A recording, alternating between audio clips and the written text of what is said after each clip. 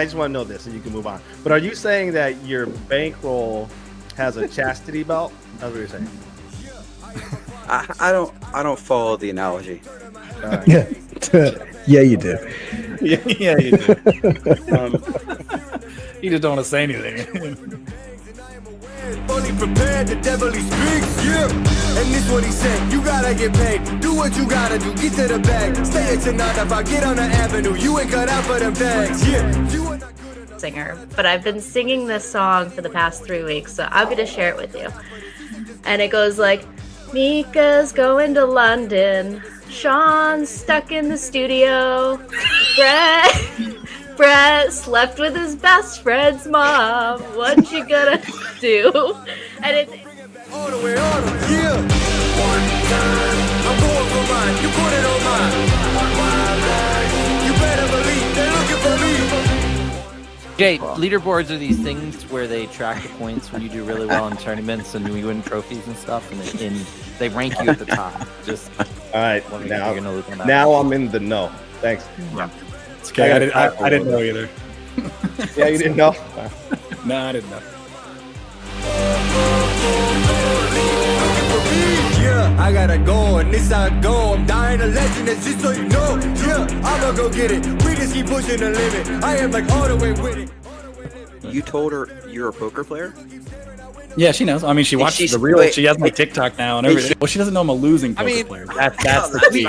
She doesn't know I'm bordering break even. Right. Magic how I disappear. Level up, get out of here. Watch how I move and they taking a steal, but I do not fuck with you, making that clear. Yeah. Finally, this is important. How old are you? Older than you. Older. Are you older than me? This feels like a prop bet. Right. Ooh. It's close. I think it's probably close. Come on, it's just a number. How old are you? I'm 53. Okay. I'm 53. I take the over on that. You can take the over, but first of all, Grandpa, I look younger than you. That's true. I'm in better shape with one arm. Also true. That's fair. That's fair. I'm going for mine. You put it on mine. You better believe they're looking for me. I could see Brett right now in the cash room. He gets 4-betted by a female at the table, and then she turns over a bluff like deuce 3 off, and then he goes, "Hey, here's my number. Yeah. You can call me. I'm available." This how it go. I'm going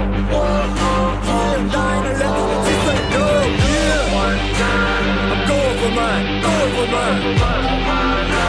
You put it on me. You put it on me. You better believe. You better believe. You better believe they're looking for me. Yeah.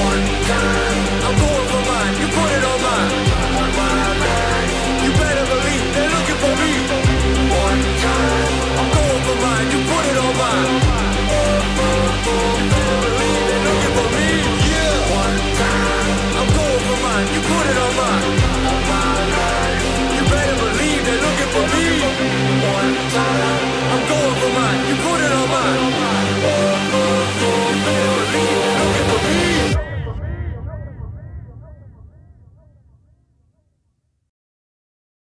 Hello, everybody, and welcome to the 5th episode of the Chase the Dream podcast. I am your host, Rob Gardner, and I am here with 6 amazing friends of mine. Sean, oh, wow, you got to fix this. My goodness, we're looking messy there. Sean Child, Mika Richards, Craig Savage, Day, Venom, and Brett.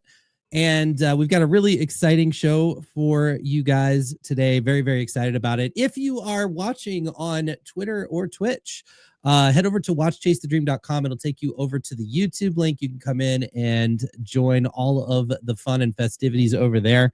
Before we get into all of the exciting stuff we have to talk about today, we need to wish somebody a very happy birthday yesterday. Day, you turned, I don't know if you want to say, but you look amazing for your age. And we got the hearts here. Happy birthday to you. And I understand it was quite a birthday, quite I don't know what I want to call it, a lucky birthday, awesome birthday. Tell us about it. All right. Well, all my birthdays are lucky birthdays. You know, we're here one extra year.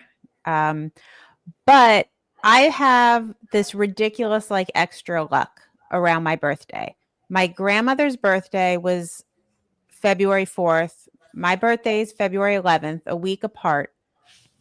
And anytime I gamble between our weeks, our birthday weeks, I win. Like, it's ridiculous. It's so ridiculous. So I headed over to Pompano to play the WSOP circuit. I was going to play the ladies event on Friday and another ring event Thursday, Friday, or Saturday. I was staying for a couple nights with friends. And I stopped at the Hard Rock on the way. I had some free play and I had food credit. So I was like, I'll grab dinner before I go over to WSOP to play the 7 p.m.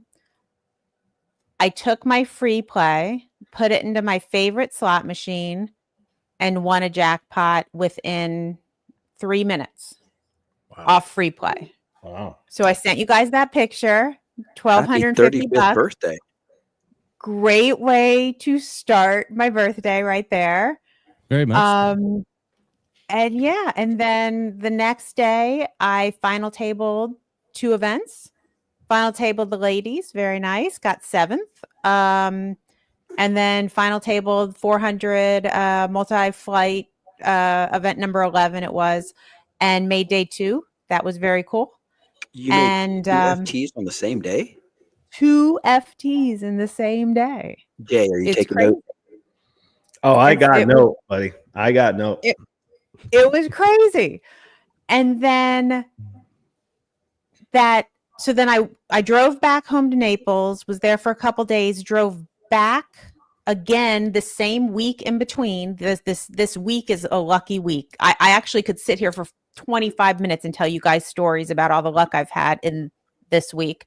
But I played day 2, unfortunately, busted in 26th, but I 3.5x, $1,400. Nice. It was a $400 tournament. It was a $1,400 score. Very nice. And then I hit the video poker and had 2 royal flushes. Oh, and Very so nice. I walked So away skillful. that weekend with a lot of cash. Very nice. It was a very, very good weekend. It's funny because Day's the one that's always getting on Jay, when Jay starts posting all of his slot wins in there. Right. And she's like, Wait, now slots Jay, are be different. careful. Oh, slots are different. Oh, sorry. Slots are different. Slots I are had different. free play, and that's true. they can be addictive. Everybody out there, don't play slots. They're addictive and they're a losing game. Thank you. Thank you. Public It It service was was just announcement. funny because Yeah. in our Gambling text group, Jay was on it. He very quickly retorted. I did. Speaking of which, what's our sign today, Jay? Oh, you like that, huh? You guys can just stay home if you want while I go grind, since there's a lot of moaning about going out and actually, hitting the poker streets. I'm going to keep my happy ass on my journey and make sure that I get the nickname Leather Ass while you guys sit home and watch the challenge. And video poker and slots and all of that, and play soccer and talk about bananas and shrimp and eat shrooms, all that stuff. My ass is going to be out here grinding. That's what that's Love it. about. So should we call you Kanish? Yeah, he's You like finished. Kanish? Maybe. Leather ass. That's a good one. Leather ass. Leather ass. That's Okay. yeah. Okay, Ven. It's an old one. See it. You're gonna see it on a T-shirt come in here soon. Oh, yeah. What is everybody else up to? Craig, I know you've been working on your prop bet. Are you getting any sleep? I know, like, you've been in depression and lacking sleep since you made this deal. So, Well, yeah, no, it's literally, I made a bad deal. I made a deal you could not find a more busy month in my entire year from a work standpoint than this month. And I have another month of it to go. And, but I've made some progress. I have 5 live events under my belt towards the 20, but I just found out I kind of lost 2 more weekends of even availability, because my wife and I we're going out of town this weekend and there will be no poker. And then in May, I have at least lost a Saturday because have a speaking engagement that will require my full attention. And so, yeah, I'm sweating it. I'm on pace, but I know that I'm going to have some time coming soon where I'm going to lose pace for sure. So, the problem with this prop bet is I may go broke trying to accomplish it because tournaments are rough, and I have 0 hours of live cash since we made this prop bet. Oh, that's going to help you out with your prop bet. Yeah, You're starting off on the right foot. Yeah. Don't worry about going broke. It's called game selection. Well, but here's the deal. You know what I noticed, because Sean conveniently was gone the week that we did all the prop bet, and I got roped into all these prop bets because I'm a sucker.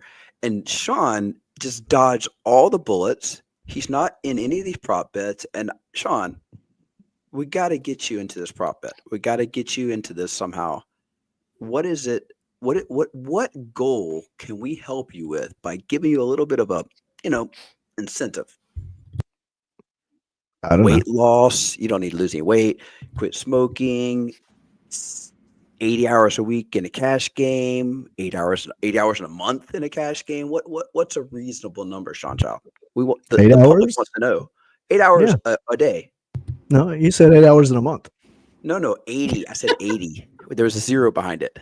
No, I distinctly heard an 8 with a Sean at the end. Sean, you're hourly. You're hourly in the cash games, right? Is high. You just need more hours. So how can we incentivize you? What would be a reasonable? Jay, help me out here. Let's propose a prop bet for Sean. Please. What did we give you? We backed it down because you were crying again about the 100 hours. But I have to get 70 hours of live cash and 13 live tournaments. 75. There was a 5 there. No, for a reason. I have the text. You're full of shit. But Sean doesn't have the same full-time job Craig does, so it's not apples Right. to apples. He has a lot more time on his hands. Right. So he does have a longer commute. Right. So the drive time, it's not like he can get up and go 4 minutes from his house and actually put in a full session, unlike some folks here. So I think, Sean, a fair amount is 80 hours. Okay. You can do that, right? That's almost like 7 hours a week from here till then, right? Roughly. Okay. I don't know. I'm bad at river math. 80 hours by when? 80 hours in a month? Is that what you were saying? No, by June 1st. By June 1st. By June 1st? I want Sean's side. Who? What do I get? That's easy. It doesn't matter what you get. You just have to. It does matter. We'll worry about that later. That's something I could do. Like that. That's way too easy, guys. That's way too easy. I thought it was 75 hours and I have a full-time job. Dude, he has to drive. Not 3 hours. It's like an hour from his house. It's like an hour. Yeah. Oh, it's an hour? 45 minutes. Okay. 45 minutes. Okay, sorry. 125 Now you're increasing it. That's You're increasing it. You're because I thought the drive was like 2 hours. This is a really great deal where you're just increasing the number of hours. You're giving me nothing if I achieve it. Who do you guys work for making deals and stuff?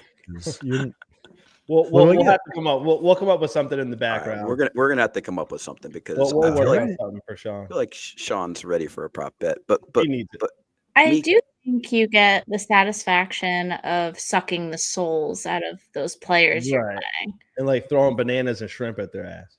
Exactly. Yeah, but it may bring extra joy to your life you're not anticipating, Sean. Oh, I'm anticipating lots of joy. Much joy. 125 hours of joy. Now we're going up even more. Jay. We went from 80 to 100 to 125. 125. I think we should lock in at 160. We should lock in at 160 for sure. By June? By June 1st. Hey, Mika, what do you have going on, Mika? Well, there was a tag team event for the MSPT in walking distance of my house. And I texted my old tag team partner, and he said, "Yeah, I'm tag teaming with old man Gene." You got cooked. And then I put a desperate post on Twitter and my Facebook poker groups asking, and literally crickets. So I'm taking it pretty hard. Oh my god! I wish that event was Mika, where is it at? In Ohio? It's in Ohio, right? Yeah, it's in Cleveland. It's my fault. I should have asked people sooner than a week before the event. That's perfect for Jay. You could ask Jay like 5 minutes before. That's how far ahead he plans. Well, but the problem is but Mika would have ended up having to play all of day one by herself because Jay would have showed up like a day two at the earliest. He's not exactly the most. It would still have been a team effort. It's quite interesting. It probably would have given him the best chance to win. Right. Just let Mika run it up. It's weird because, and I prefer it, but until late reg, each player starts with their own stack in this tag team event. And after late reg, you merge into one. What I don't like is you're forced to switch off every level. So your table, who you're playing, stays the same because you're switching off. Yeah, I don't like that. But I like the navigating, picking when you play. But on top of that, on top of that, I'm going to play the main MSPT. It's an $1,100. I was going to play tomorrow night, but I'm pretty exhausted. I talked to my dad, and he's like, yeah, just don't play when you're tired. That's for sure. Easy. So Saturday, if I'm tired tomorrow, I'll play a couple bullets on Saturday, likely. And prize pool's 500,000 guarantee. But last year they got over $1 million. So nice. I think it's going to be pretty juicy. Well, I'm excited. Very nice. Yeah, I'll sell some action for sure. Couldn't imagine that poker's not booming. I know. $1 million guarantees in Ohio. What about you, Jay? What do you have going? Shit, I have been bricking every damn thing. I've bricked. I did have a final table of some turbo, but that was trash. They were kind enough to just like give me my money back plus $20 in gas. But it was a final table, kind of. But then I've bricked everything. I just been running like shit when it comes to MTTs. Now, cash side of things, we're still building, we're still growing. It's been a grind. I've had to like grind out every damn dollar, but I can feel it. Like, the run isn't great. I'm having to pick big bluffs, which is fine, but MTTs have been brutal. But we are still firing, and we will fire the 100K over at the almighty Shuffle 214. And figure out what that's like. I can't imagine that it's even going to hit the guarantee. It's a 100K guarantee, but again, it's like a $150 buy-in. Do I get credit for firing if I fire 2 flights? That's 2 entries. I mean, I would assume I don't have to leave it because you told me before I had to go to another venue. We did. No, but that's bullets for the same tournament. Like this is a different flight. But it counts different. Okay, different flight. Okay, so we'll give you credit. All right, I'll get over there for a couple of those then for sure. You need to fire them all because they're going to do the bag bonus. Some of us have a job to go to in the day. Yeah, that's fine. Craig, you lean on that crutch way too much. I know. Yeah, I know. We have a job. Yeah. We give the shit. I think you have a business plan that you're not aware of, and that business plan is renting yourself out during your birthday week to people like Jay who your luck. Yeah. Yep. I didn't know where you're going with that, Mika. I was starting to worry about how that sentence was going to end. Renting me out. I know. I was a little worried too, Craig. I was a little worried I was getting I would never. Blaze, I could borrow some of that luck. I will tell you the shit that I'm seeing in some of these events is absolutely absurd. But again, people they pay their entry fee to play the hands they want to play, and how they want to play them. So I respect it. We're probably going to have to change things up because I've been noticing here in Dallas, Craig, I was telling you this, that the Saturday event has been a lot tougher than we've seen in the past. We've also seen some crushers move into the area lately that are, moving like into the Dallas area. So they're showing up, and the game it's still soft, but it's not as soft. Like you're probably have a higher chance of like finding more tough spots at a table. So I'm probably going to have to adjust on how I've been playing those events. Jay, I have a solution. sit home with you and watch the Duke game? No. Well, the Duke game is coming on soon, so let's be aware. No, look, we might have to hit the road. We might have to go old school road gamblers, and we might have to hit the road. And look, my busy time of the year is coming to a close here somewhat soon, and I'm ready. I'm ready to hit the road. And so spring break's coming up. There's some other opportunities, and I do think that all of us probably should be looking down the road a little bit. We have our local spots, but getting out on the road is fun. So I want you guys, now what we're are you talking. guys thinking about? I'm looking forward to spring break, and I'm going to go somewhere spring break and play poker. So what do you guys got for me? Where should I be going spring break? Mid-March. What are your requirements for like type of events you're looking for? For Craig, I can tell you it has to be at 9 a.m. start. Oh yeah, like the early starts. Let's go. Yeah. There can't be any late events. Gotta have a seniors. Gotta have a seniors. Seniors events are good. Preferably one or two seniors involved, so he can find his way. And I mean, he says he doesn't want to be in like far distance, so wherever it is has to be. The hotel has to be close because he doesn't want to go too far to actually do them, and he doesn't want the event. The flight can't last past 9 p.m. What are you talking about? It's going to be pretty hard, I think, Mika, to find something that falls within his rule book. Home games. But he wants home games. No, listen, I'm home games and singles. All I'm looking for. No, I'm really. I don't. Okay, listen. Mika asked. Mika asked a good question. I'm going to answer. Okay. What am I looking for? I'm looking for big prize pools. I'm looking for mid-sized buy-ins. I'm not interested in playing a really, really small buy-in because then the up top price is not worth all the time and travel. I mean, it's got to be worth the travel, right? I want to go to an event where if I were to win the thing, it would be worth the time and travel. I do want to go explore some different player pools. There's a lot of places I haven't played. I'm very used to the the Texas player pool and going out to Las Vegas, but I've never played anywhere outside of those places, outside, some cash games in the DC area a couple of times. So I'm interested in just getting out to see some different venues, see some different player pools, the buy-ins, anything from, 300 to, 2,000. Those are the spots I want to be in.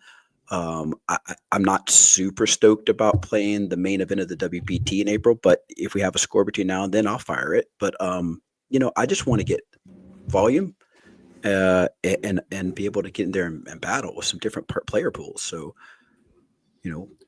there's an MSPT in Iowa, Riverside, Iowa.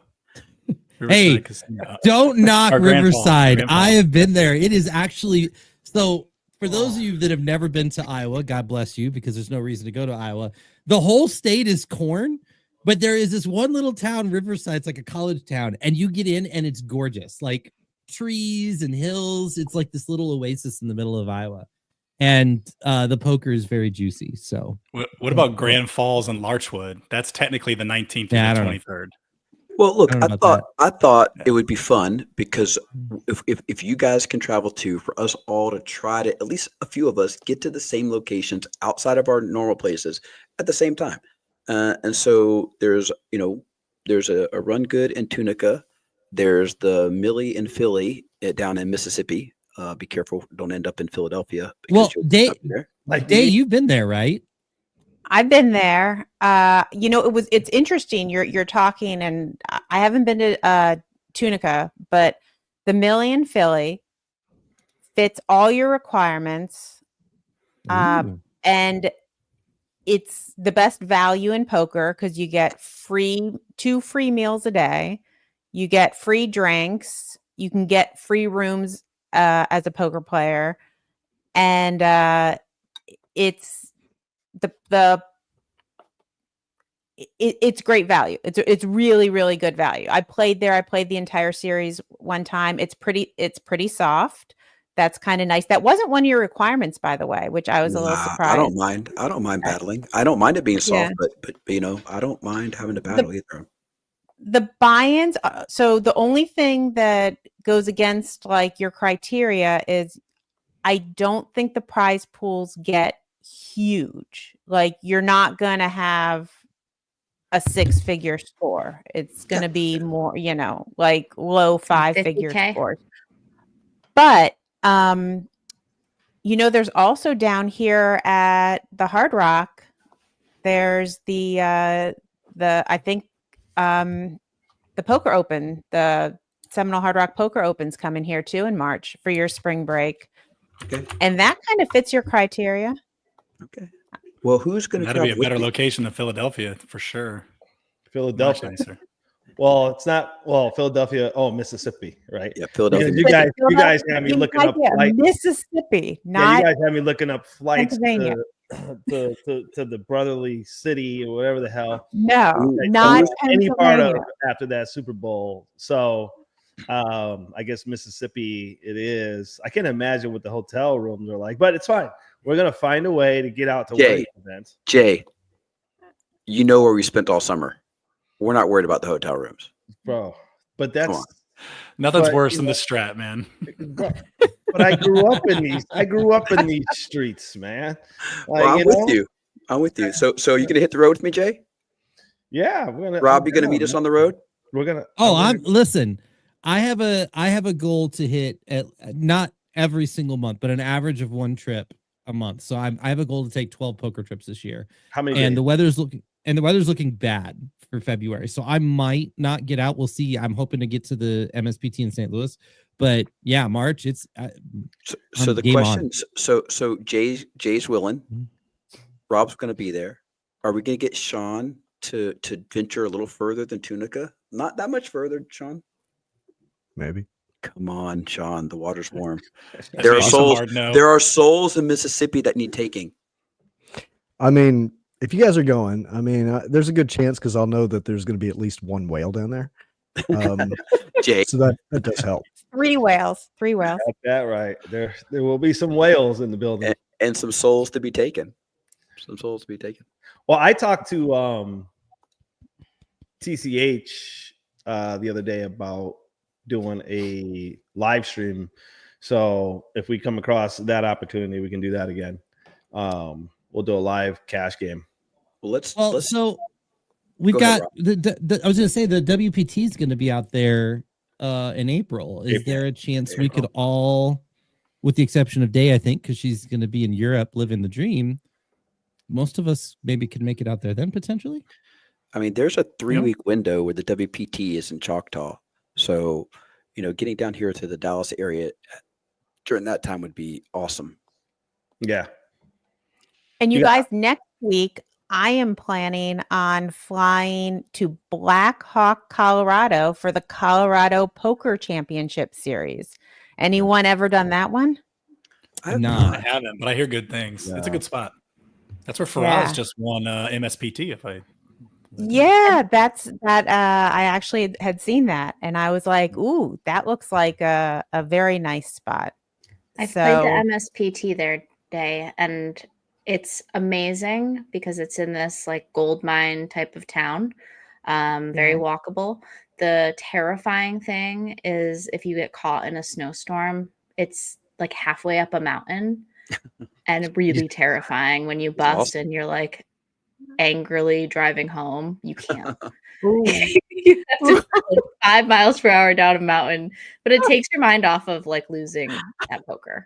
Well, I just have to not die driving off the mountain is what you're saying. Oh no, that's not the moral. The moral of the story is you have to win the event. Okay.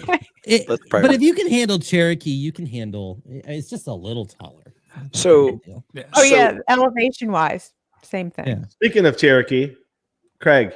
Yes, sir. Do we still have a horse in Cherokee or what? Oh, I need to find out.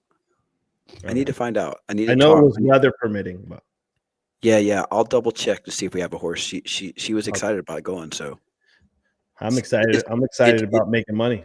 Yeah, me too. So look, if we're gonna hit the road and we're gonna be playing poker, what are we doing to prepare? That's the question. Me personally, like I have had so little time to do any formal studying, and I know that I feel often very rusty if I'm not actively studying or coaching poker.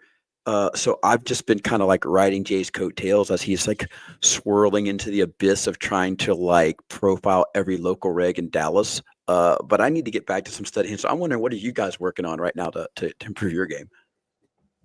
Well, I'm kind of doing what I'm taking like part of Jay's playbook here and working on getting out, playing live, and player exploits, player adjustments. It's one thing to study like, proper GTO solver work, all that, but everybody knows it's all about adjusting to the player. So you guys have been helping me with that, pushing me to get out more, and that's definitely what I'm working on. And I can tell I'm getting better, like for sure. I've made some adjustments that I was really proud of this weekend at Pompano. I was really proud of the adjustments I made. Yeah. So what about you, Sean? Well, I've been spending a whole lot of time working really, really hard on making the game very, very easy and simple, so I don't have to think about it anymore. That's where I'm trying to get to. So I'm kind of anti-studying now. So I'm kind of chucking it out the window and I'm just going to play. Awesome. I like the anti. I like the anti-studying, to be honest. I won't go down that rabbit hole right now, but that's probably a really good one. You can't do anything just staring at charts all day. You probably might want to just get your ass out there and actually play the game. Mm-hmm. Yep. What are you working on, Jay? Besides trying to profile every single reg in Dallas. Yeah, that's coming along well. For me, the most important thing right now is, I'm continuing to, sharpen my mindset. Like as much as I've been getting wrecked, it's like I move to the next game, that game is behind me. But can I ask a question about that, Jay? Mm-hmm. Is there something specific that you're doing? Because I think a lot of people would benefit by actively working on their mindset. But like, it's one thing to be like, I'm just going to have a tougher mindset. But like, what do you do? Like, are there things you're doing that are working to hone that mindset? I can tell you one of the biggest things that I've been doing differently this year than I've done in the past, and I think you guys know my mindset overall is pretty good. I have a few moments of, a minor tilt, but nothing that like impacts my game. Usually the game's already over by that point. Right. But the cool down sessions have been really good for me.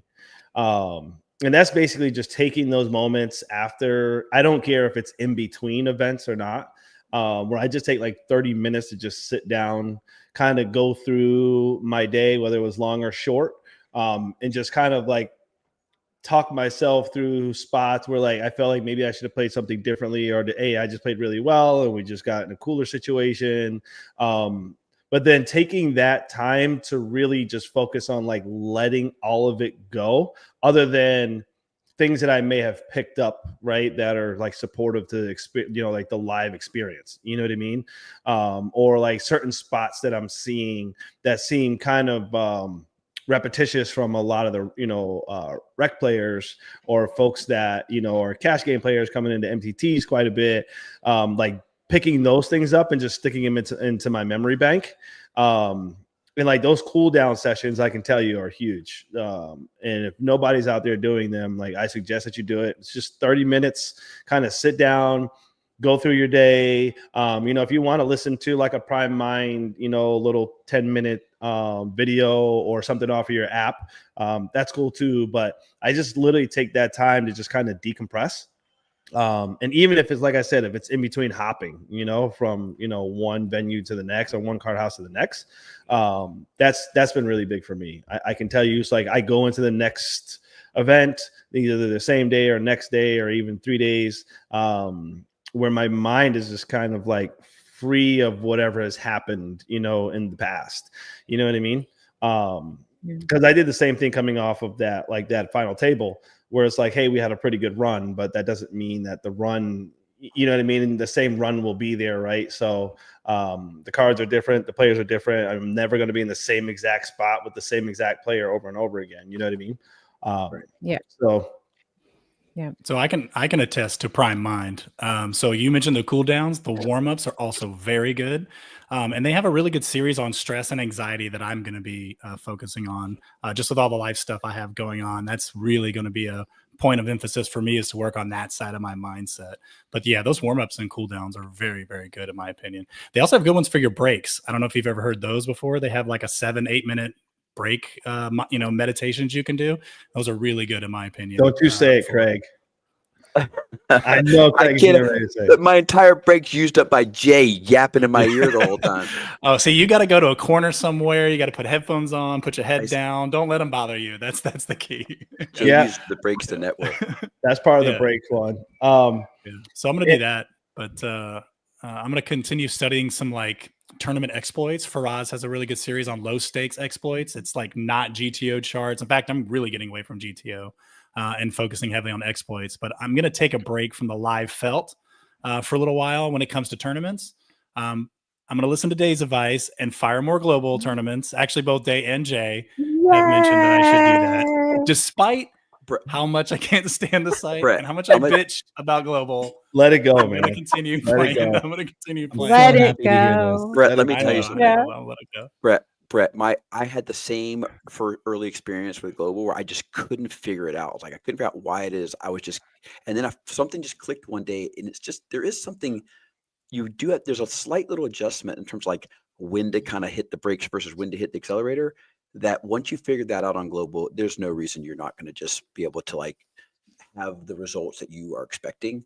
But I promise you, it's something small, and you'll figure it out. I don't even know what it is, but there's something about like when to aggress in those, and it's the pacing of the tournament. It's the timing in that tournament where you just got to like go for it, and somebody's just going to pay you off with an inferior hand. All of a sudden, you're like, oh, well, now I see how to win. Now I have the stack, and I'm just gonna, and then you're set up. So hang in there, get the reps in. Figure it out. You'll be fine there for sure. So that is fair. I actually, one of my first hands, I had pocket aces and I 3-bet big, got called by ace 5 suited, ace flopped, and they put in 100 big blinds. So you're right. They will do that when I flop top set. So that does happen. You just have to hold. But then they also call 3-bets with 8 deuce off and hit 8-8-3 flops. Like it's just when I have kings. Like what am I gonna do? Hey, that's how I busted the main over at the Trailblazer at TCH, and the $800 buy-in was against 8 deuce off. So yeah, it's you know what I mean. So live poker's rigged too. Then yeah, it's all rigged. It's a scam. Yeah. All right, Brett, $20 in the hand history jar, and Jay $10 in the hand history jar. In the bad beat jar. Yep. You set me up. I didn't tell the whole story though. I didn't go flop turn river like Craig did the other day. So come on, give me a little credit here. That was told a good story about pocket aces versus ace 5. That was the whole. I was setting up a punchline. I'm peeling it off now, guys. It's somewhere in here in my little stash. I got a $10 bill. Okay. But I was setting up. I felt I'm going to play more cash though. I do want to build some bankroll back up. Got to sell my house. I got some stuff I'm focused on. Yeah, cool. I'll tell you this, man. If you're playing global, one thing I noticed from a strategy perspective, dude, you almost can approach this site a lot, just like you do live. You know how like when you're playing on like ACR or some of the other tougher sites, you kind of approach it like it's online play. You do certain things, but I'm telling you, like, if you were to like reflect it to the same thing as like playing in shuffle, right? I promise you could go in there with the same style play, man, and you can rack up. That's a good idea. I thought about it that way. Like I fold ace queen to 3-bets, stuff like that. Like just knowing that they're not 3-betting with ace queen. You know what I mean? Well, you can definitely believe Jay. I mean, he's got all those trophies to back him up. So all of them. They're all in the dark back here. I didn't light this up yet, but they're all in the dark. I'm not gonna lie. I do want an animal trophy. You guys all have ones. I want one. I want a bear. Nobody has a bear. You might want to be careful with you guys. Well, I was speaking to the real players. I don't have anything. Mika's got the best. Mika's got the best trophy out of everybody with the little crown. So what are you working on, Mika? Because obviously whatever you're doing works. Yeah, I plan on studying 4-bet shove spots versus a 3-bet squeeze when there's 2 limpers in the pot already. About 55 big blinds, 3/4 of the way through the tournament. I feel like you owe us a double good strategy dose of approach. input into the hand history jar. Yeah, where's that $40? Fuck like GTO. that. Yeah, Yes. that's Yes. lame. Yeah. It's Okay, lame. you guys are Into the making group. Rob's day. No Rob is locking so madness. excited. No, No just locking kidding. No, madness. I love GTO. Tingles. Whew. I need a bath. I just wanted to be part of this group, you know? Rob, you're in the bath. You know you are. Right. Coming. I What? plan on actually continuing to study, but also putting the volume in. But I have been putting volume slowly back into global, and I find myself just doing like the fishiest moves. And I think it's a testament that my foundational poker isn't as sturdy as I thought it was. So I think just going back and diving into the fundamentals, really, opening spots, 3-bet spots, really defense spots. And I know everyone trashes GTO. I'm a really big advocate of making my decisions easier, and how I do that and how I grow is kind of like warping it into my unconsciousness, having the repetition, and that eliminates a lot of my decision fatigue. I don't follow GTO to a T. I actually like probably only like maybe 20% of the time follow GTO, but it gives me a really nice baseline to deviate from and to, and also when I study it and like feel really confident in my abilities, it helps me identify other player profiles. So I'm not going to go crazy in 4-bet spots, just like really simple things. That's my plan, but I've been really busy. I know I feel like I'm talking a while, but I did want to comment on Jay, your cooldown comment. I think that's really awesome that you do that, and I'm definitely going to take away some of those things myself. And I wanted to add, it's something I share with a lot of people that might add value to some of your games, is that after a tournament, it's really easy to focus on all the things that you did poorly in the event and what you want to do better. Just as humans, that's what we naturally deviate to. But what I tell individuals is at least identify 3 things you did really well in the tournament, because then you'll bring that with you the next time you play. If you only focus on the things you do bad, you might actually forget about all the things you do good, and you won't bring it back again with you. That is That's good such advice. a good point. It's Yeah. a Very massive good. point. It might be Yeah. more important than getting over the mistakes, unless you have like huge leaks.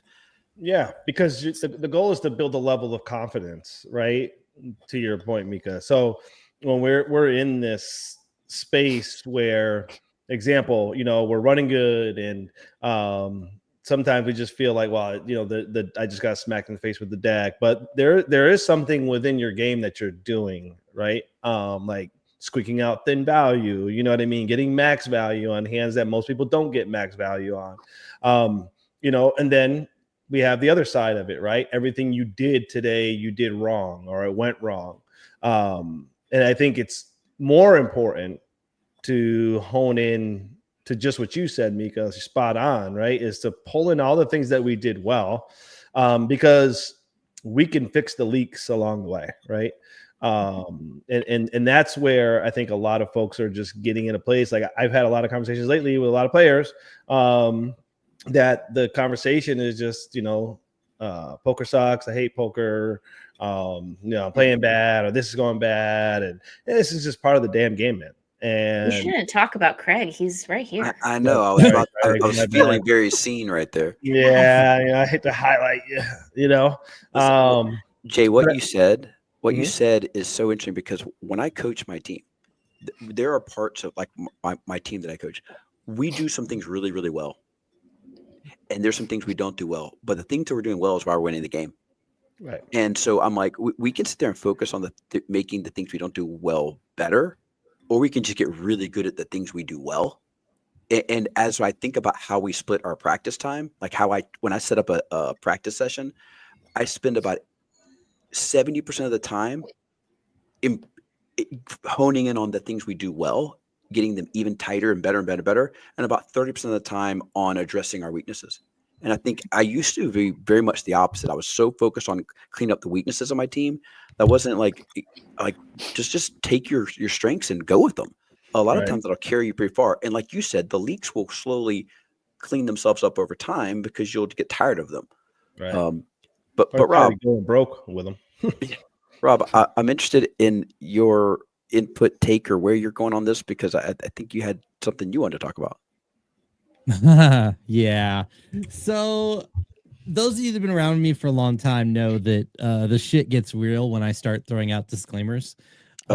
Because you see, you get Craig's like, I've been around long enough. Rob throws disclaimers is trouble. And the reason I do is because I don't want things to get taken out of context, and I don't want people, as they start to anticipate what's being talked about, to start to go down certain roads. It's just human nature. But yeah, I want to talk about something. And I want you guys to know this team right here. For those of you that are listening, you're watching live. This team right here is my family. They are people that I love, believe in, support. I want to see them reach the highest of heights, and I want to see all of you reach the highest of heights. These are the people who have been there for the good days. They've been there for the bad days, the highs, the lows. And what's ironic is this next segment, nobody on this team knows what I'm about to talk about but me, is a little bit inspired by Mika, because one of the things I love about Mika is she's the person that, I'm going to use an analogy here. If you have something in your teeth, or you've got, she is not afraid to tell you. And practically speaking, it's like, if you're doing something that she's like, it might be uncomfortable to point out that you have this flaw, or that you're doing something that maybe is being misinterpreted. She's not afraid to do that. And I so appreciate that, because that is an area that I struggle with. I don't want to discourage people. I don't want to come down on people. I don't want to let people down. I always want to be the lifter upper. And it's hard for me to get into that realm. But because of that, I'm inspired by Mika. I'm going to leap into that kind of role here. And one of my hopes and dreams for this project is that the people that are watching and listening, the audience, all of our friends out there, will see what's happening with this group and see the value that comes from enjoying the social part of poker as a tight-knit group. And you will start to form your own Chase the Dream crews out there. And you will start to gather your friends. And maybe it won't be a podcast, right? But you will start to form circles that will do what we're doing and have the same wonderful experience we're having. And because of that, I want to model appropriate ways to run these groups. And I want to model ways that these groups can grow and be stronger and be beneficial, both on and off the poker felt, which means sometimes we're going to bring things into the pod. Anybody nervous yet? That was the longest intro ever. Get to the point, man. What are you about to tell us that we're not going to like? Okay. I think he's outing us. You know me. You can't break me. I am. I think he's outing us, guys. Okay. So there's something I've noticed for the last couple of weeks in this group and in our text messages that I'm not upset about it. It doesn't bother me in a negative capacity, but I want to fix it because I feel like it is a stumbling block and a potential pitfall to whatever all of it is. successes. I blame Jay. Wow. You won't blame me, buddy. Right out of the gate. And I what I want to do, and the way I want to frame this is I want to explain what I'm seeing, and I want to explain why I'm concerned about it, and I want to talk very briefly about what I think will fix it, and then I'm just going to get out of the way and let all of you interact and tell me I'm an idiot or whatever. I don't care. Feel free to push back as much as you want. But here's something I've seen in this group, and I think it's going to be common to a lot of groups, which is why this is important. There has been 3 areas that has been very repetitive over the last couple of weeks. One is kind of just general frustration about bad beats. One is the statement, I was up to this stack, but now I'm down to this stack. And then the third one, I'm going to create a new term, which is called poker splaining. You know, we talk about mansplaining when these asshole guys explain things to women like they're stupid. Poker splaining, where it's like, oh, I only have 11 bigs, but let me tell you why. And let me give you the justification for why I'm down to 11 bigs. And I think these things are perfectly natural. And honestly, I think to an extent they're harmless until they have an emotional attachment to them. And I feel like I've started to notice these types of events, not just being communication about things that are happening, but actually impacting play. And it kind of progresses into this thing happens, try to explain it.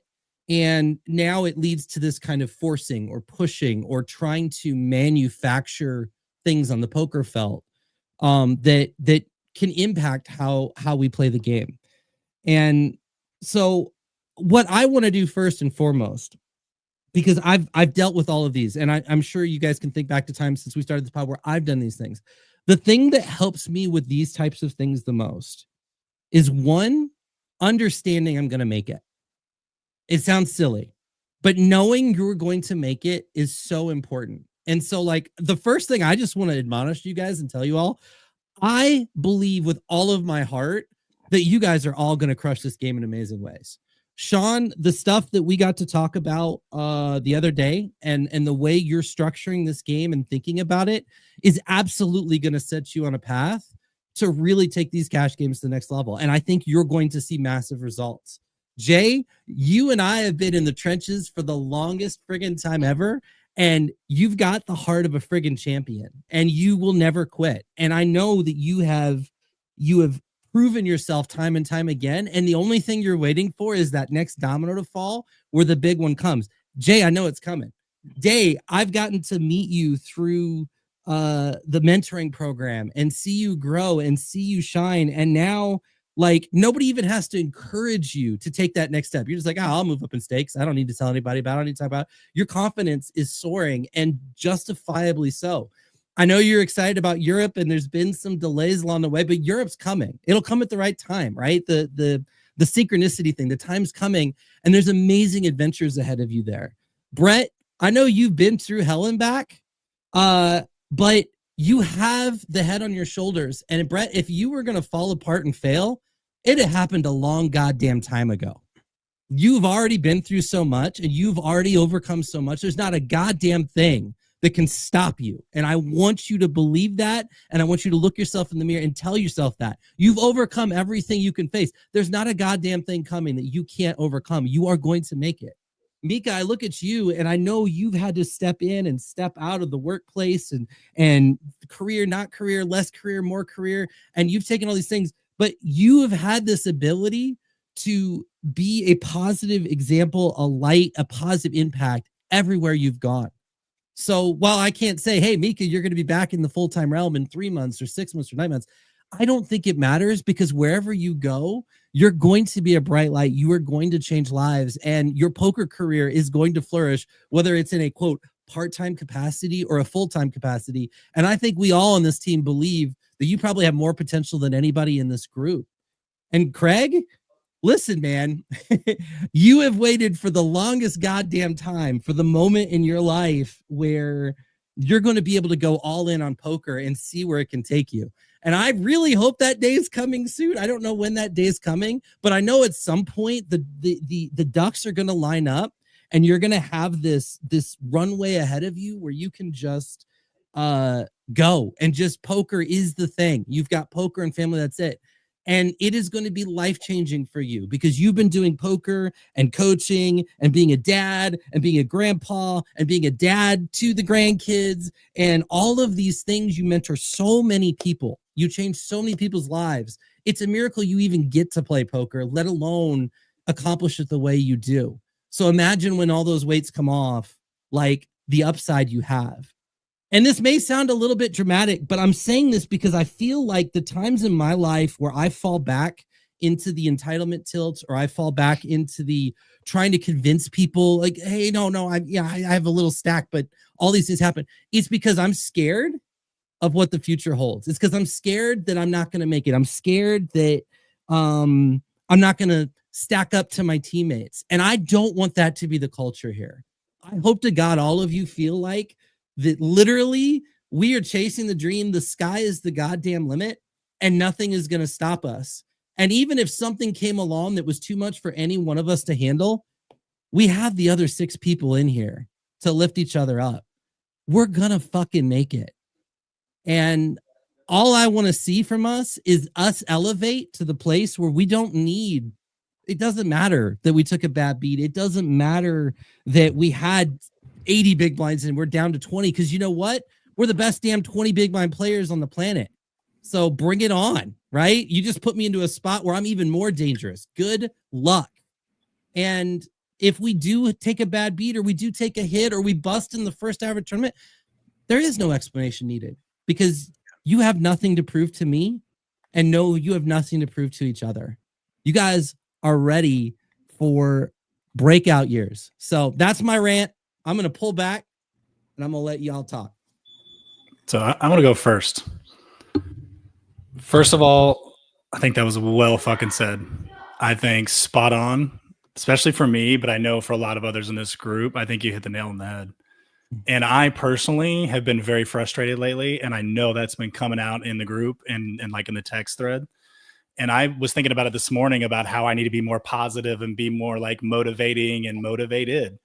So that's why I sent that text about how like seeing some of these final tables, and I've been beating some of these people, and I know I can crush them, and that my day is coming. Mika and I were talking, and she was telling me, you have to know, like, don't think this is going to happen. No, this is going to happen. And I, for one, can say that I'm going to stop being so frustrated in the group and start being more motivating. So spot on, man. 100%. Hey, well, right. I see some couple of silence. So, Rob and I, for those that probably don't know, we probably talk more in a day than most. And I think Rob can probably say that it's not complaining, but if there is any of it, I probably do the least amount of it.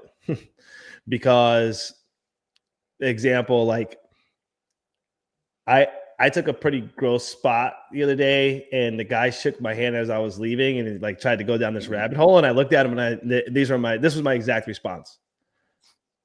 This game owes me nothing. I come here, I put in my best foot forward. I bust. We move on, right? And I think to your point, where we get caught up, or you can get caught up as a group, is have a good understanding. Because Brett, I don't think it's even so much more that, right? There's the other part of it where it's like you do want to be able to lean on your peers, you know what I mean, and be able to vent, right? So I don't think there's anything wrong with that part of it. What I think is it's the other side of it, of get to a mindset place where who really gives a shit that you just busted it, getting it all in with aces against ace 8 and you got cracked. Like, who gives a shit? You know, you played your best, you're going to move on, and it is what it is. You know, getting short early in turn, like, who gives a shit, man? Like, I think Rob is totally spot on here, that we collectively as a group, there's so much knowledge, and who gives a shit, again, that we're not people out that are, you know, chasing Tritons and all that shit. I don't need it. I mean, yeah, it would be nice to be at the top, but I don't need it. Like, I can grind out a living playing at the stakes that I'm at right now and be extremely comfortable, right? My day will come. I know it's coming, and I'll get my opportunities, right? But until then, I just keep grinding my ass off. But we probably need to focus a lot more on the gratitude, right? That we're even blessed enough to be doing what we're doing right now. And I don't think anything's wrong with, you know, the piece of like venting it. Because as you know, like, there's plenty of times I do side messages, right? Whenever I feel or I see someone's dropping something, right, as a group, or, you know, even if we're in Discord, I can tend to feel what it's like. And Mika said this about me a long time ago. Like, Jay's the kind of guy that looks like he would go to war for one of his closest friends or family, right? Like, just don't fuck with his people. And so, you know, you guys probably get side messages from me, and it may be random sometimes, or it's just like I just get the vibe or the feel like, hey, maybe this person just needs a little positive push, you know. But don't doubt anything that we're doing. Like, 100%, man. I think every time I lose, I go harder, and that's not just poker. Like, that's in life, you know. I have a loss, or something went bad, or, you know what I mean, I come into a financial spot. Like, I just go harder, you know?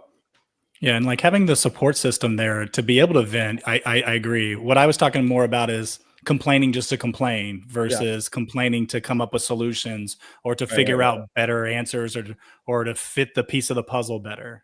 Does that make sense? Fair. That's fair. That's what I do, and I want to stop. I have a question, and I mean this very sincerely. I'm somebody who, if I'm playing a tournament, I like the idea of having like people in my corner keeping up with my tournament. So I tend to, get in there and say, this how many big blinds I have. This is what, happened. And I kind of keep up with the action. And I noticed a couple times, and I noticed a couple times Jay was like giving me a like positive, motivating speech where I was like, "Oh, I'm not upset. I'm not telling you if I had some bad beat and I'm sharing it with you and I'm down to this many big blinds." I wasn't upset. I was just kind of informatively sharing what was happening. Right. Rob, this is a question for you. Do you think that like giving updates throughout a tournament, highs, lows, this and that, do you think that can get like into a negative space? So the delineation for me, I don't have a problem with information. Like information is just information. It is what it is. Where it starts to be a problem, and I've started to see symptoms within this group, is when that is followed by a I don't know what I'll call it, not a panic, but like there's this sense of urgency to fix the problem. It's like, oh crap, I'm down to 20 bigs. Now I've got to make something happen. And it feels like we start to see some forcing, right? Some trying to push and I guess manufacture stack growth when we know, like, especially in tournaments, especially in the fields we're in, like being patient and letting it come to us is usually going to be the optimal way. And so when it first started coming up, I wasn't thinking much about it, but then there was just little things that people started saying over the last couple of weeks where it felt like it was like, oh, this happened. And then, 20 minutes later, it was like, well, I took this spot. Maybe I shouldn't have taken it. And like that started to happen at a higher frequency. And I'm like, we should talk about this. If there's not an emotional component to it, I don't care. Tell me that you took a bad beat. Tell me that. But when it starts to affect how you play moving forward, that's where I see it being a critical point. And that's what I'm hoping that we can develop some plans, ideas, conversation around how we can fix that. Because all of us, I think, are capable of playing at very elite levels. I don't want those types of things to lower us to the level of our competition. Okay. So here's my take on it. And I think this is clearly from my perspective. I think that, speaking for me, that a lot of times the doubt that's creeping in is really a reflection of a dip in confidence. And, I think I don't say all of us. I know that I, at time to time in poker, really start to have confidence problems. And I can intellectually know that I'm playing good poker. But if the results aren't coming, I can intellectualize what doesn't matter. At the same time, I start to question, right? And I start to question. And then I look at you guys, a group of people who I really, really respect in terms of your poker acumen and your poker knowledge and how you guys handle it. And I start to think, am I deserving to be in that group? And I think if there's ever, like, if people start to go in, it's like, here's what happened. And then we start to think, oh shit, do I need to explain why? Do I need to explain my thought process? Do I need to explain what happened? So it's really like saying, I'm lacking the confidence that what I did was right. And so I'm going to put it in here. And I didn't ask to tell me I did it right or whatever, but it's a really, on some level, a call for saying, was this right? Like, I'm starting to question it. And, a few episodes ago, we talked about how when poker can bring us really, really down, like when things just aren't going well, how we can start to question every decision. And I'm not talking just the poker decisions. I'm talking about the decision to be a poker player when we talked about it when it got really dark. So I know that I struggle with confidence in my poker game. And when I'm in there playing a lot and coaching a lot, my confidence goes up and up and up, and then my results go up and up and up. For me, there's a direct correlation between how confident I'm feeling on my game and how well I'm playing, or how the results go, because it really does affect how well I play. And so, Rob, I think you're right to point out that sometimes that drop in confidence is like we're creating it by trying to explain away what happened to your stack, when the reality was you made a good play and it didn't work out. You know, I had one a couple weeks ago where I made a really, really good it was in my heads up match with Moss, with Taylor. Craig, I'm going to stop you because none of Sure. us want to hear hand history. No, I'm not going to give a Yeah, please, for the love of But I am going to stop you, and maybe you can come back to it. But I agree that the intention is probably good, and I think going down a deeper level and sharing that you've had a dip in your confidence with the group is going to be more beneficial for all of us long term. And I'm not just pointing at you, I'm pointing at myself and everybody, because coming up with solutions on how we can help our confidence is going to translate to every single game versus knowing how to play a particular hand. I agree. 100%. Yeah. And I think there's a part of, because Day, you brought up a really good point, and I want to make sure I'm clear too. I can always tell when Dave's like seems frustrated versus just an update. So I don't want you to think I'm like, Dave's just being negative. No. There is the manifestation part of this too. And whether people want to believe it or not, there are things that you probably just shouldn't put out in the universe. You know what I mean? And that's how you kind of build and help and support your positive mental state. You know what I mean?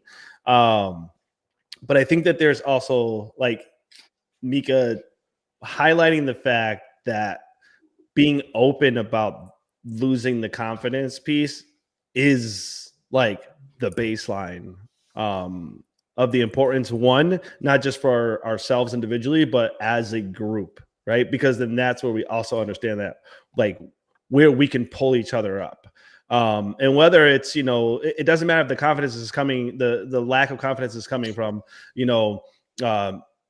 playing poorly, or whether you just feel it's bad beats, because in some spots it's probably not a bad beat, we probably just played wrong, right?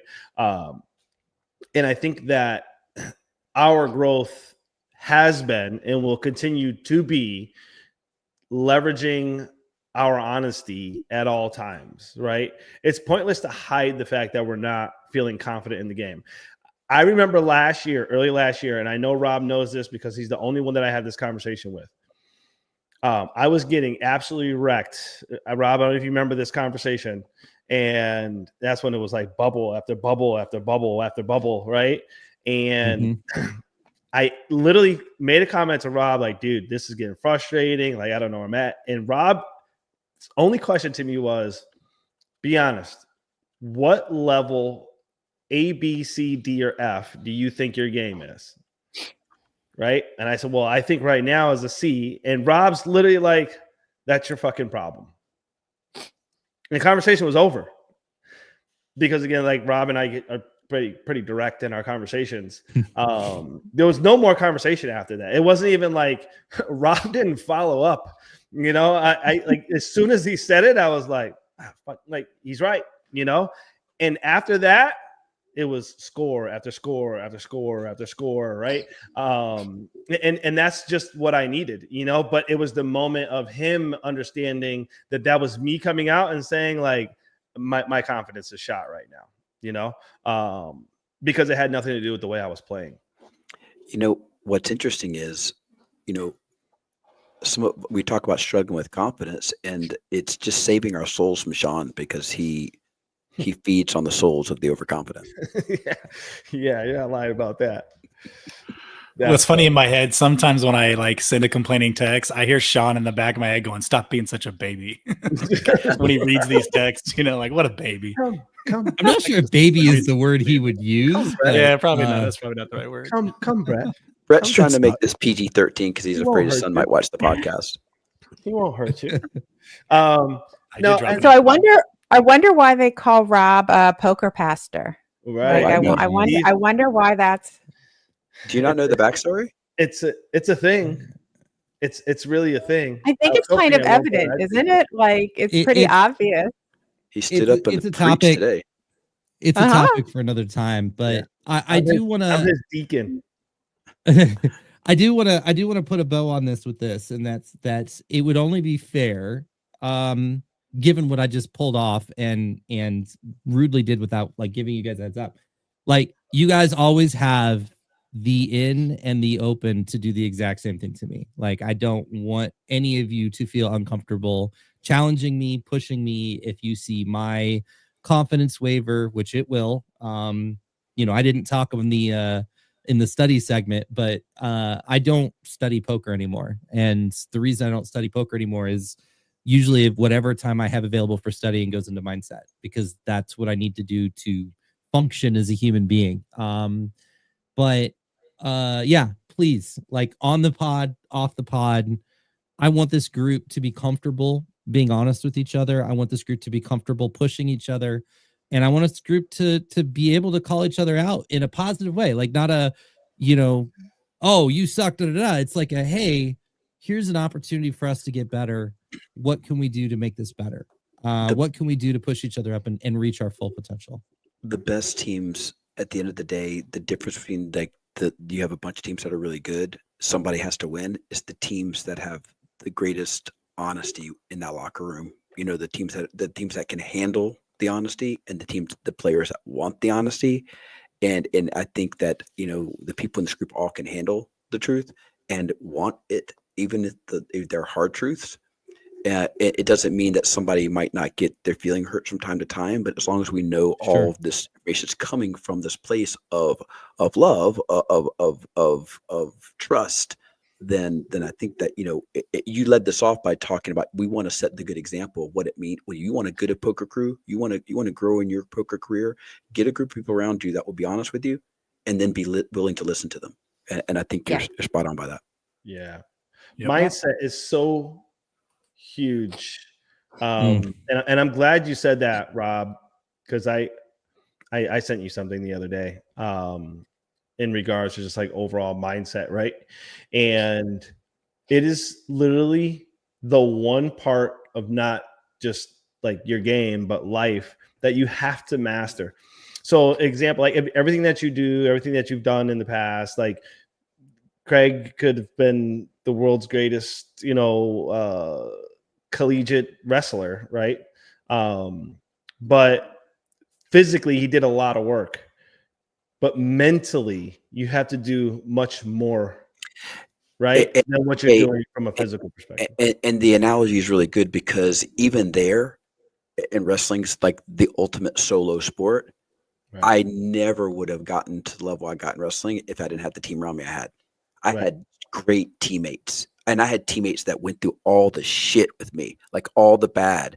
And I saw them suffer, and they saw me suffer. And we drug each other through that experience. And we had a coach that led the way, who cared about us. And we've talked a lot. We've all talked at different times about how poker can be very, very lonely. And you see people who are very successful in poker, and they're not going it alone. That's the reason. They all have found their people. And who they have that shared experience, both the good and the bad. And we don't always have a coach on a poker team, but we got Rob. So we're a little bit more fortunate because we have the pastor leading us. But mindset, man, like if you're not doing anything else, and that's not just for us as a group, for the folks that are listening, I would spend more time there than I would in the damn lab looking at charts and all of these random ass spots in Wizard, because example, you're going to run spots, right, in Wizard, or you're going to, let's say you just memorize it to a T. You understand it. You know every part of the tree, right? And you found every spot that you're in. And then guess what? The guy peeled you off with 8 deuce off, right, and crushed your soul. And if you don't have the mindset to push through that, there's no coming back. 1, you'll just go broke. 2, you'll just never, ever elevate in the game. it's just a block, right? It's just a pure mental block. So if you're going to do anything, like, you have got to spend all of your time in the mindset space. And I don't know if you realize this, but there's a lot of players you probably sit down with right now that are rec players that you'll see them, they get absolutely destroyed. They get up, they laugh, they joke around because they don't really give a shit. Like, they're not emotionally attached. Right. I'm not going to go into the speech that I had over the summer when we were in Vegas, when it was me, Craig, and Rob. We were talking to you, Brett. But like, the emotional attachment, you have to separate yourself. It's easy for us to look at a hand externally, like going through a hand history review and be like, oh, this here, but you should have done this. Oh, no, I wouldn't have called here. This is what I would have done. That's all fine. And it's easy for us, right? Because we're outside looking in. Approach the game with that same mindset, because when you're doing the hand history for someone else, you have zero emotional attachment to the hand, right? If you can put your mind in that place in game for yourself, it's endless. I have much better results when I play for fun, like with the goal of having a good time. Right. I play much better. Right. That's a good point. All right, Rob, take us home. Oh no, Sean, jump in there. Oh, I was just going to say I have my own guru. I just run all my personal and very deep mental thoughts past my good friend, Chris Collinsworth. I did not think that was where that was. I had no idea where that was going, but that was not the direction I thought it was going to go. But never does it? You know, I have a question. Why do you have a little stick figure of Chris Collinsworth? Can we get the story behind that? Oh my God. No, he's not good. No. Wait, hey, Sean, does he have his middle finger up? Maybe. Okay. That made it even better. Oh God, Sean is the perfect palate cleanser. I love this. I love this team. We're gonna put a bow on this. Is anybody gonna win a Grizzly before the series is over? Are we gonna play one first? I'm gonna win one. Fuck it, let's go. Oh, I think I have a 30-second. Brett. Dude, he said he was gonna win one and he just bolted. Oh, there he is. He's back. We had the blinds for a second. The camera switched. Oh. He's gonna win one. That's what he said. He said he's gonna win one. All right. I feel a little nervous I've when had the team goes over, but I can't win. Yeah. Well, that's all right. That counts. We had deep runs. We had close shots. Thank you everybody for hanging out in the YouTube. If you've been on Twitter or Twitch, we appreciate you. Remember, you can always go to watchchasethedream.com and connect with the YouTube channel. You can subscribe to the channel. We have shorts and some of our highlights going out every single day. Even if you're listening to the podcast, join us on a Wednesday night in the near future here, 7:30 Eastern. Might be some rumblings of moving to a different night here soon. So we might be talking about that here in the near future, but very excited for this team. Very excited for this group. I appreciate this community that's supporting us. I hope again that this project inspires all of you in wonderful ways. So on behalf of 6 of my amazing friends and on behalf of all of you out there, thank you so much for watching and we will see you next week. Bye.